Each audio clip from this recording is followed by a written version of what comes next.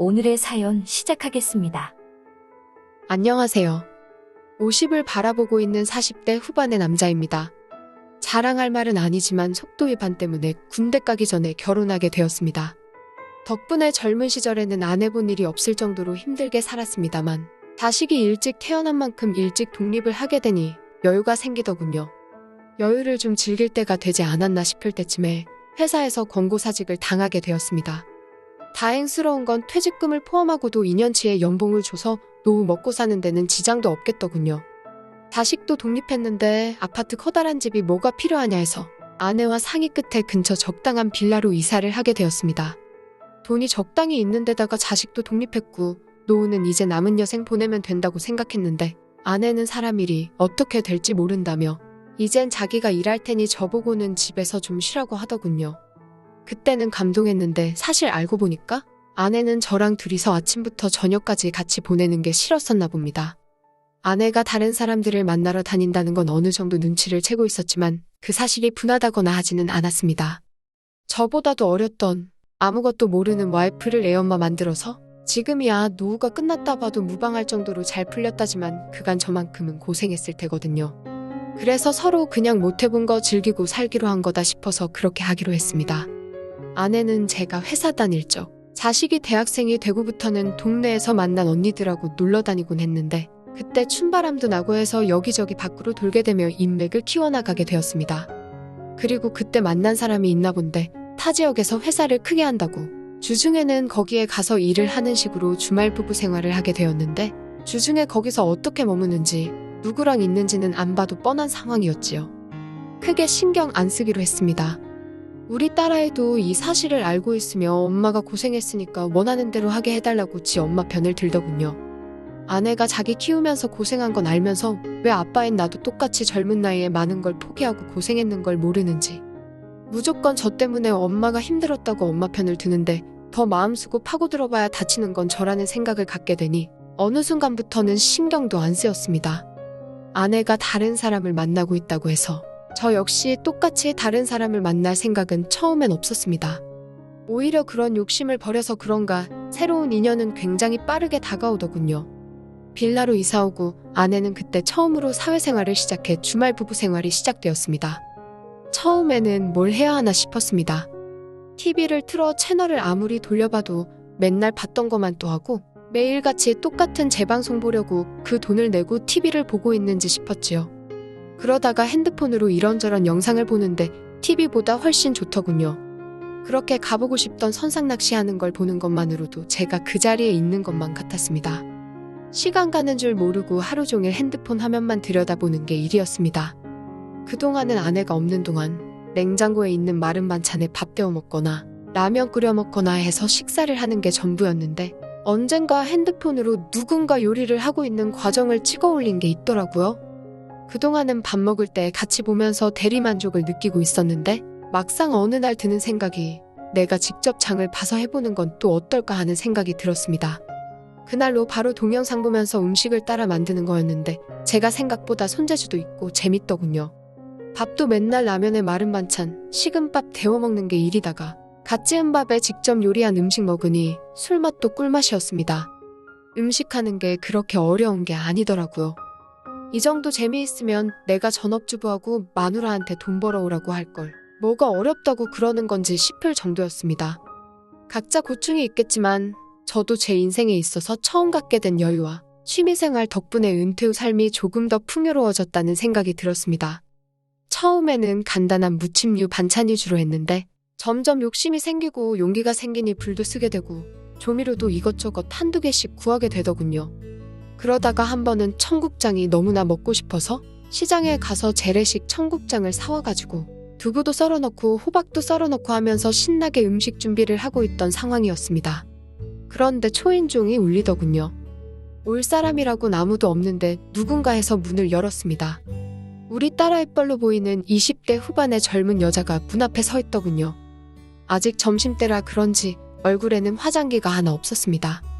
하지만 씻은 뒤 머리를 덜 말렸는지 아직 머리에는 물기가 조금 남아있더군요. 화장은 안 했지만 제가 봤을 때는 명백한 미인임에는 틀림없었습니다. 이목구비도 뚜렷하고 피도 훤칠하고 선이 가늘었지만 삐쩍꼬랐다는 느낌 하나 들지 않는 지하철 출근길에서 가끔씩 마주칠 만한 미인의 상이었습니다. 저도 여기 이사 온 지 얼마 되지 않기는 했지만 한 번도 본 적이 없는 여자였습니다. 생각해보니 지난달쯤에 새로 신혼부부가 이사 왔다고 들은 것 같았습니다. 이사 왔다고 해서 요즘 사람들은 이웃들한테 떡 돌리고 그런 건 안 하다 보니 이 여자가 그 신혼부부일 거라고는 생각도 못했지요. 처음에는 뭐 종교권유라도 하러 온 사람인가 싶어서 조금 경계심을 두고 있었는데 그녀가 자기는 윗집에 새로 이사 온 사람이라고 소개를 하더군요. 제 예상이 맞아서 역시나 하고 있었는데 무슨 일로 왔나 싶었습니다. 벌써 한 달이 더 넘은 와중에 우리 집에 시루떡이라도 돌리러 온 건 아닐 테니 말이지요. 왜 왔냐 물으니 그녀가 이사 온 지 한 달째인데 우리 집에서 매일 음식하는 냄새가 올라와 죽겠다고 하는 겁니다. 그 말에 솔직히 어이가 없었습니다.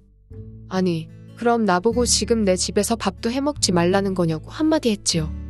물론 청국장을 하고 있었기에 냄새가 평소보다 더 심하긴 했을 테지만 그런데 그녀는 자기도 그래서 그동안 아무 말도 안 하고 있던 건데 정말 제가 음식을 해먹을 때마다 자기는 아주 고역이라고 하면서 죽겠다고 하는 겁니다. 제가 음식하는 게 초보이기는 하지만 아무리 그래도 그렇지 대체 어떤 냄새가 나길래 내 요리를 가지고 그러는 건가 싶어서 그럼 내가 한번 맡아보자고 하고 그녀를 따라 계단을 올라갔습니다. 집에서 편하게 입고 있는다고 그녀가 신축성 좋은 원피스 같은 걸 입고 있었는데 얼마나 화가 났으면 그 복장 그대로 내려왔나 싶더군요. 앞장선 그녀의 뒤를 따라가는데 눈앞에 웬 절경이 펼쳐져서는 실루로 거리고 있으니 겨우 한층 차이 나는 높이에 사는 게 다 아쉬울 정도였습니다. 아무튼 그녀 집에 따라 들어갔는데 그녀 말대로 집안에서 음식 냄새가 진동을 하더군요. 청국장 냄새였기 때문에 누가 봐도 명백하게 제가 한 음식 냄새가 그녀 집안에 가득하다는 건 안 봐도 당연한 사실이었습니다. 아무리 빌라가 지은 지 오래되었어도 그렇지 그래도 배관이 있고 후황이 있는데 집에 이 정도 냄새가 새어나올 수가 없다는 생각이 들더군요. 아가씨한테 잠깐 실례를 해도 되겠냐고 하니 조금 이상한 눈빛으로 쳐다봅디다. 내가 회사 생활하긴 했지만 왕년에는 안 해본 일이 없었다고 하면서 의심 가는 게 있으니 잠깐 들여다보겠다고 말해주니 그제서야 안으로 들어오라고 하더군요. 구축 빌라인데 안에 리모델링도 하고 신혼부부답게 아기자기하게 꾸며놓았더라고요. 내 딸아이도 결혼하면 이렇게 집을 꾸미고 살려나 그런 생각이 들기도 했고 아내랑도 아이 때문이 아니라 서로 사랑해서 결혼했다면 요즘 사람들 해놓는 것만큼은 아니겠지만 이것저것 아기자기하게 꾸며놓고 살았을까 하는 생각도 들었습니다. 아직 그래도 얼마 되지 않은 그녀의 비누향기가 갇혀있는 화장실 앞을 지나 부엌에 도착을 했습니다.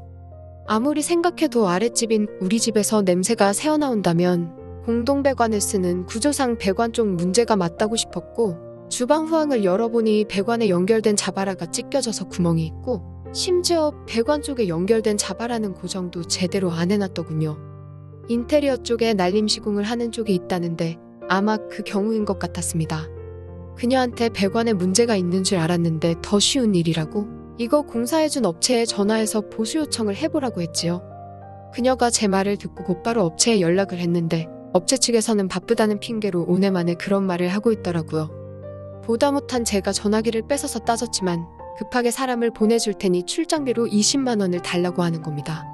자기들이 대충 해놓고 문제 생긴 걸 가지고 저렇게 뻔뻔하게 나오니 어이가 없더군요. 그래서 됐다고 전화 끊으라고 하고 그녀에게 잠시만 기다려보라고 하고 집 근처 천원마트에 가서 보수용 테이프랑 실리콘 같은 이런저런 걸 사왔습니다. 부엌의자를 밟고 올라가서 빈틈이 보이는 곳에 테이프를 덕지덕지 발라놓고 급한 대로 처방을 해놨습니다. 저녁에 뭐 생선이라도 구워볼 테니 혹시나 냄새가 또 올라오면 연락을 달라고 하고 집으로 내려갔죠. 저녁이 돼서 식사를 했는데 그녀한테서 연락이 없었습니다. 문제가 해결이 된 건지 만 건지 알 방법이 없지만 무소식이 희소식이라고 잘 됐겠구나 싶어서 제가 따로 올라가지는 않았습니다. 그녀가 저희 집에 찾아온 건 다음날 점심때쯤이었습니다. 초인종 소리에 나가보니 그녀가 혹시 어제 저녁이랑 오늘 아침 식사를 다 하신 거냐 묻기에 그렇다고 대답했더니 기쁜 표정으로 이제 냄새가 안 올라온다고 하더라고요. 어제 저녁에 왜 바로 연락을 안 줬냐고 물으니 남편이 퇴근해서 집에 있어서 연락을 못했답니다. 나이차가 꽤나 나는데 그래도 내가 남자라고 남편 눈치를 봤다니 이런저런 생각이 들었네요. 마침 점심 식사를 하려고 음식을 하던 차이길래 그녀한테 아직 식사 안 했으면 밥이나 먹고 가라고 했습니다. 그냥 예의상 물어본 건데 그녀는 그래도 되나요 하면서 집 안으로 들어오더라고요. 간단하게 한 상 뚝딱 차려내서 식사를 시작했는데 그녀가 감탄을 하면서 손재주가 좋으시다며 엄지를 치켜 올리더군요. 자기 남편은 라면도 겨우 끓이고 집에 냄새 날 때도 어떻게 좀 해보라고 그렇게 말했는데도 그냥 참고 살라고 했다면서 남편은 일만 해서 제가 하듯이 못한다고 하면서 남편에 대한 불만을 토로하더라고요. 그날 나눈 대화 내용의 대부분이 그녀 남편에 대한 험담이 대부분이었는데 맞장구 쳐주는데 힘들기는 했지만 오랜만에 식사하면서 소소한 대화를 나누니 오랜만에 사람 사는 집 같은 기분이 들었습니다. 주말이 되면 아내가 올라오기는 하지만 식사할 때도 서로 대화 한마디도 없고 밥을 제가 직접 해서 차려줘도 시큰둥했는데 제가 해놓은 반찬 하나하나 리액션을 해주며 칭찬을 해주는 그녀에게 저는 점점 호감이 생기게 되었습니다. 처음에는 우리 집 음식 냄새 때문에 못 살겠다고 그렇게 불만투성이이던 그녀가 그날을 기점으로 매일같이 저희 집으로 찾아와 같이 시간을 보내곤 했습니다. 그녀도 혼자서 많이 외로웠나 보더라고요. 남편에 대한 불만이 그녀에게선 저에 대한 호감으로 바뀌기 시작했나 봅니다. 그녀랑 같이 낮에 나가서 장도 봐오고 음식도 같이 하고 그러면서 시간을 보내곤 했는데 그녀가 음식 준비하는 걸 도와준다고 호박을 채 썰고 있다가 그만 손을 베어버리고 말았습니다. 피가 조금 나길래 제가 구급상자 들고 와서 연고를 발라주고 손에 밴드를 감아주는데 피가 흐를 때는 둘 다 경황이 없어서 몰랐는데 제가 그녀의 손을 부여잡고 있으니 그때 둘 사이에 찌릿하고 전기가 통하는 느낌을 받았고 그렇게 그녀와 서로 눈만 마주치고 있다가 마치 약속이라도 한 것처럼 방 안으로 들어갔습니다. 밥솥에서 취사가 끝났다는 소리와 함께 압력을 빼는 소리가 강하게 들려왔지만 제 귀에는 윗집 사는 새댁의 목소리만 들려올 뿐 다른 건 귀에 들어오지도 않았습니다. 매일같이 가까이 지내던 그녀와 더 가까운 사이가 되고 난 후에 내가 잘못했다는 생각에 그녀의 남편에게 미안한 마음도 들었고 한편으로는 저를 두고 지금 새로운 인생을 살고 있는 아내가 왜 그랬는지 이해도 되더군요. 가장의 무게, 책임이라는 핑계를 가지고 가족에 소홀했으니 다른 사람을 찾게 되는 게 당연한가 하는 생각이 들었고 아내에 대한 원망은 아내에 대한 이해로 바뀌게 되었습니다. 실제로 이젠 아내가 집에 가장이 된 거나 마찬가지고 아내가 이를 핑계로 저에게 소홀해졌으니 저도 이렇게 되는 게 맞다는 생각이 들었지요. 그녀 또한 남편이 회사 나가 돈을 벌어온다는 이유로 집안의 사소한 일에는 신경도 안 쓰고 있으니 그녀도 저나 제 아내와 같은 처지가 아닌가 싶었습니다. 그녀의 남편이 집에 있는 동안에는 그저 윗집 아랫집 사는 이웃일 뿐이고 서로의 가족들과 함께하는 주말에는 더더욱이 모르는 사이처럼 행동했습니다. 그렇게 1년이란 시간이 지날 때쯤 그녀는 이제 아파트로 가게 되었다면서 저한테 작별을 고하더군요. 마음만 먹으면 언제고 찾아올 수 있는 거리로 떠나는 그녀였지만 그녀가 이사를 간 뒤로는 이웃들 눈치도 있고 해서 그런지 그녀가 저희 집에 찾아오는 일은 없었습니다. 저 역시 그녀를 보러 그녀가 새로 이사 간 곳으로 찾아가는 일도 없었지요. 1년간 좋은 추억을 만들었기에 아쉽지는 않습니다. 하지만 다시 또 주중에는 혼자 지내게 되다 보니 그건 조금 아쉬운 상황입니다. 아직도 대낮에 초인종 소리가 들리면 괜히 마음이 설레일 때가 있습니다. 물론 찾아온 사람은 택배기사라든지 별 쓸데없는 일로 찾아오는 사람들이긴 하지만 말이지요. 요즘은 다시 음식하고 그러는데 흥미가 떨어져서 그냥 간단하게 끼니 때우며 살고 있습니다. 은퇴도 좋지만 아직 제 인생이 한참 남아있다는 생각이 들어서 조만간 그냥 사람들이라도 만나기 위해 취미생활이라도 가져볼 생각입니다.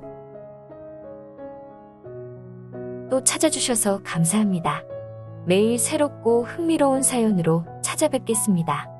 구독과 좋아요 잊지 마시고 다음 사연으로 다시 찾아뵙겠습니다.